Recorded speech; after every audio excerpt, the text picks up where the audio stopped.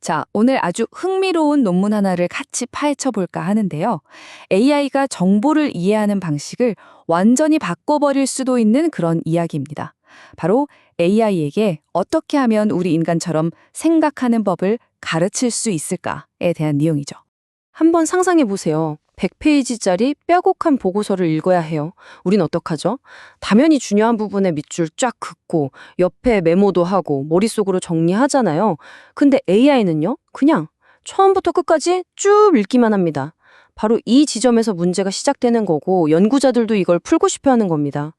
그래서 오늘 이 시간에는 먼저 AI가 글을 읽을 때 겪는 근본적인 문제가 뭔지부터 살펴볼 거고요. 그리고 나서 인간의 방식에서 힌트를 얻은 아주 기발한 해결책을 알아볼 겁니다. 또 이 새로운 기술을 제대로 평가하기 위해 어떤 테스트를 만들었는지, 그 성적표는 어땠는지, 마지막으로 이게 미래에 어떤 의미를 갖는지까지 차근차근 짚어보겠습니다. 자, 그럼 첫 번째 이야기부터 시작해 볼까요? 바로 AI의 독해 문제입니다. 도대체 왜 요즘 그렇게 똑똑하다는 LLM들이 길고 복잡한 문서를 만나면 쩔쩔매는 걸까요? 그 근본적인 원인을 한번 파고 들어가 보죠.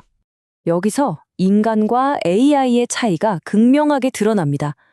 우리는 글을 읽을 때 머릿속에 일종의 마인드맵을 그리잖아요. 아, 이게 핵심이구나. 이건 저 내용이랑 연결되는구나 하면서 스스로 구조를 만들죠. 이게 바로 능동적인 과정입니다. 근데 AI는요? 대부분의 AI는 그냥 텍스트를 엄청나게 긴 구조 없는 하나의 끈처럼 봐요. 이러니 복잡한 질문을 던지면 길을 잃고 헤매거나 이상한 답을 내놓게 되는 겁니다. 그래서 연구진들이 이런 질문을 던진 겁니다. 이걸 어떻게 해결하지? AI가 답을 내놓기 전에 뭔가 중간 단계에서 생각을 정리할 수 있는 그런 믿을 만한 방법이 없을까? 하고요. 그러니까 정답을 바로 뱉어내는 게 아니라 그 전에 일종의 생각의 초안 같은 걸 만들게 하자는 거죠. 자, 그럼 해결책은 뭘까요?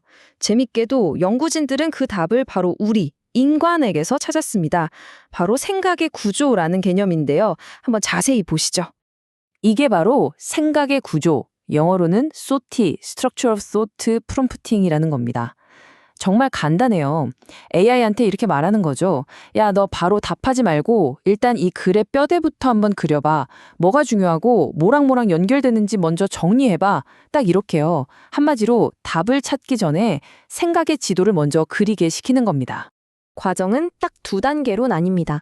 먼저 1단계, AI가 글을 읽고 핵심 개념, 여기서 노드라고 부르는데요. 이 노드들을 찾아내고 그 관계, 즉 링크를 파악해서 구조를 만듭니다. 그런 다음 2단계에서는 원래 글과 방금 자기가 만든 그 구조, 이 2가지를 모두 참고해서 최종 답변을 내놓는 거죠. 그냥 무작정 글 속을 헤매는 것보다 훨씬 체계적이고 당연히 정확도도 높아지겠죠. 자, 이렇게 멋진 기술을 개발했으면 뭘 해야 할까요? 네, 바로 시험을 봐야죠. 이게 진짜 효과가 있는지, 얼마나 잘하는지 객관적으로 증명해야 하잖아요.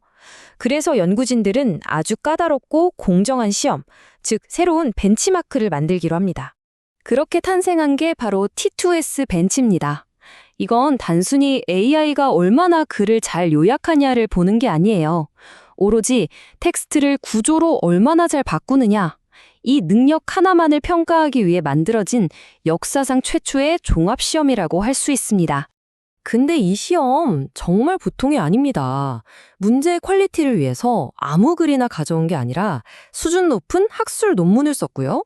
무려 6개 과학 분야에서 1,800개나 되는 샘플을 모았어요.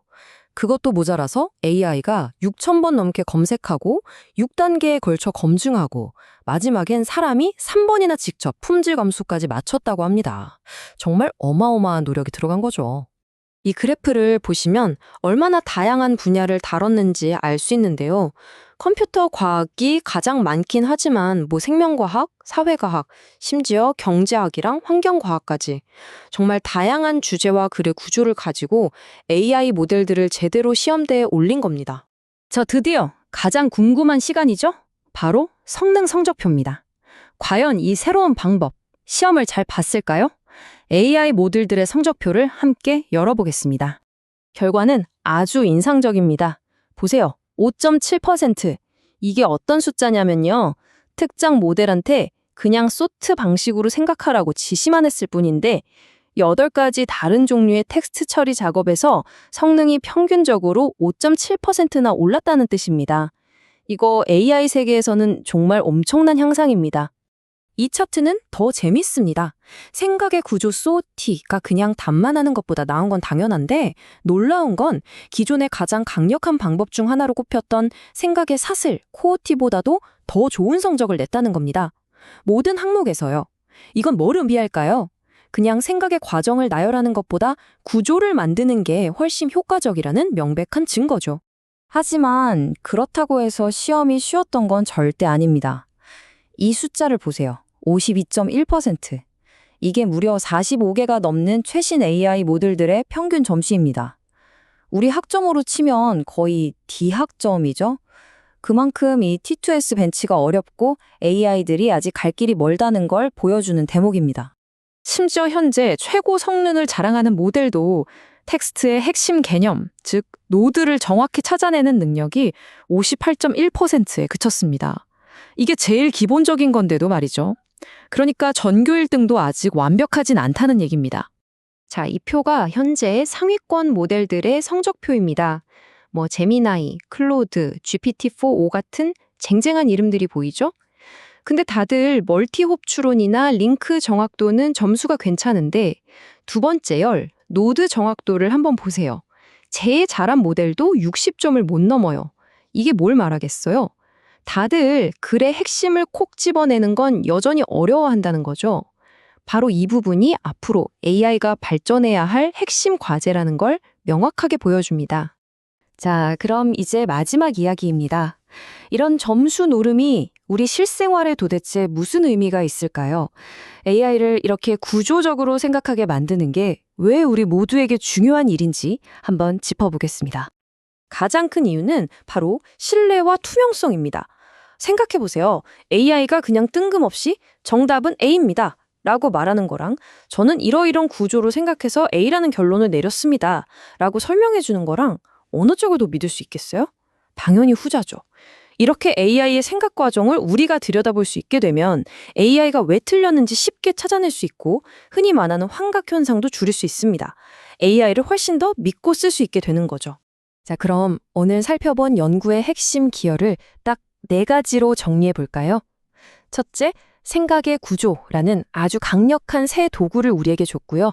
둘째, AI의 구조화 능력을 제대로 잴 수 있는 T2S 벤치라는 첫 자를 만들었습니다. 셋째, 이 자로 재봤더니 현재 AI들의 약점이 어딘지 명확히 드러났죠. 그리고 마지막으로 구조를 잘 짜는 능력이 결국 다른 모든 능력의 기초가 된다는 걸 증명해냈습니다. 이 연구는 우리에게 정말 의미심장한 질문 하나를 던집니다. 정보를 구조화하는 능력, 이건 사실 인간 지성의 가장 기본적인 단계거든요. 이제 AI가 그 첫걸음을 뗀 셈입니다. 그렇다면 그 다음은 뭘까요? AI가 배우게 될 다음 인간의 기술은 과연 무엇일까요? 어쩌면 우리는 지금 AI 진화의 새로운 시작점을 보고 있는 건지도 모르겠습니다.